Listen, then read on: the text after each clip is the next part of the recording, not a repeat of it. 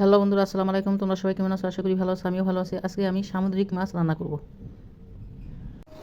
মাছগুলো আমি কেটে বেছে ধুয়ে পরিষ্কার করে নিয়েছি। এখন হলুদ লবণ মাখাবো।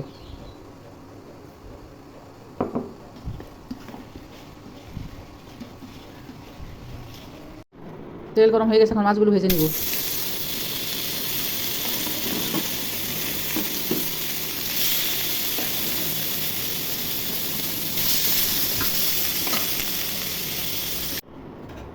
তেল গরম হয়ে গেছে, এখন পেঁয়াজ কুচি দিয়ে দিব।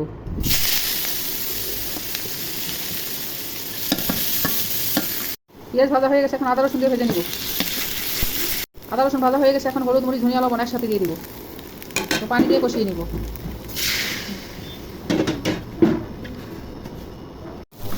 মশলা ভাজা ভাজা হয়ে গেছে, এখন পরিমাণ মতো পানি দিয়ে দেবো।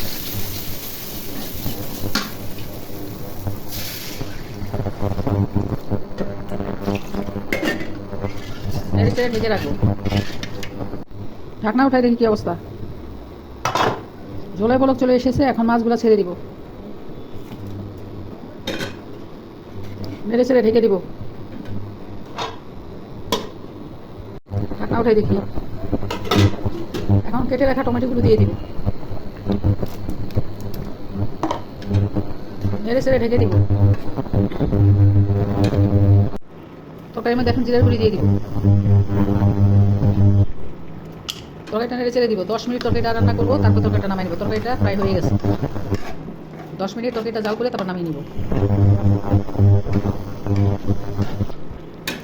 ঢেকে দিব। সামুদ্রিক মাছ রান্না হয়ে গেছে। রান্নাটা ভালো লাগলে একটা লাইক দিও।